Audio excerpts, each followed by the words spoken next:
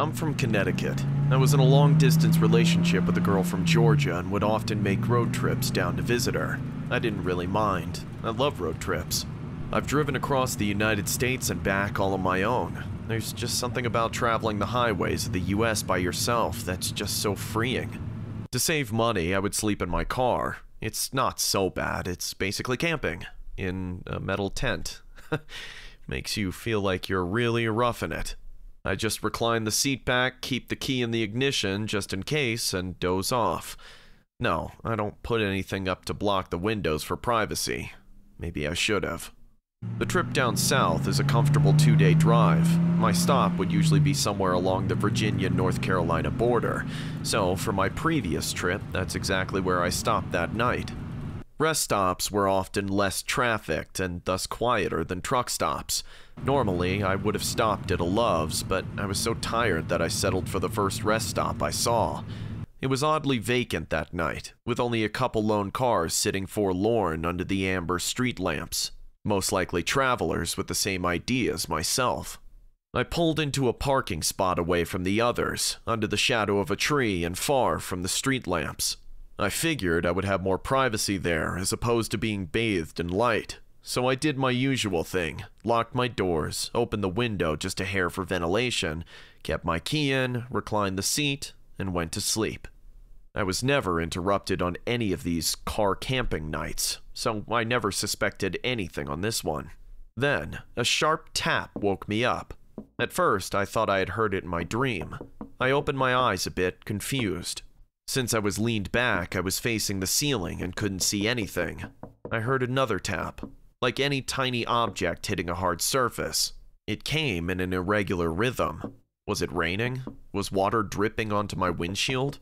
I'm under a tree, maybe something fell from the branches. Maybe a squirrel or a bird dropped something. What if a squirrel was climbing around my car? Or what if it wasn't an animal? The thought occurred to me that it might very well be a person poking around outside. What did they want? Were the doors locked? Yes, the keys were in the ignition. I can leave in an instant.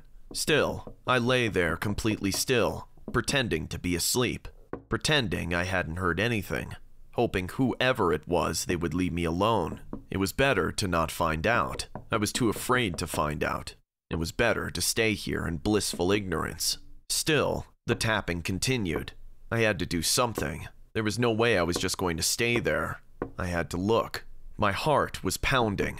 In that moment, it was deafeningly loud. Whoever was out there could probably hear it. I decided that I was going to look. I was going to raise my head up and see what was making the noise. So that's what I did. What met my eyes sent a jolt through my entire body. Every muscle fiber locked up in pure shock at what I saw. The faint glow of the street lamps cast just enough light for me to make out what I was looking at. There, in the windshield staring directly at me, was a face. Someone I presumed to be a woman was lying on my hood, her face pressed right up against my windshield. Her face was completely still, locked into a permanent grin. I froze in overwhelming terror. The eyes I stared into appeared to have rolled back, showing only the whites. The nose was turned up, pressed painfully into the glass. The lips stretched wide, revealing horrid, rotten teeth. Even in the darkness, I could tell her skin was sickly pale, contrasting her long, filthy black hair. Whoever this was, she was clearly not in her right mind. I don't know how long I sat there, too afraid to move. Finally, I got a grip on myself and shot my hand to the ignition. It turned over in an instant. The most beautiful sound I ever heard. I reversed as fast as I could, trying not to give this creeper time to try anything. In my panic, I remember activating the windshield wipers in a futile attempt to get her off. I thought, was I about to drive out of here with some wacko holding onto my hood? Thankfully, I didn't have to worry about that, because as soon as I stopped, the woman leapt off, landing on all fours. Seeing my opportunity, I shifted into drive and gunned it, right as I saw her reaching for the driver's side door. With my foot on the gas, I sped out of the parking lot.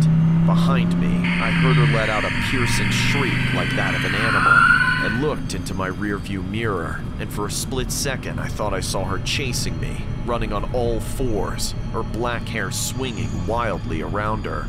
I couldn't get a good look as I rounded a curve in the road leading out of the rest stop and merged with the highway. There, I picked up speed and drove through the night. I did not dare stop again until I saw the morning light.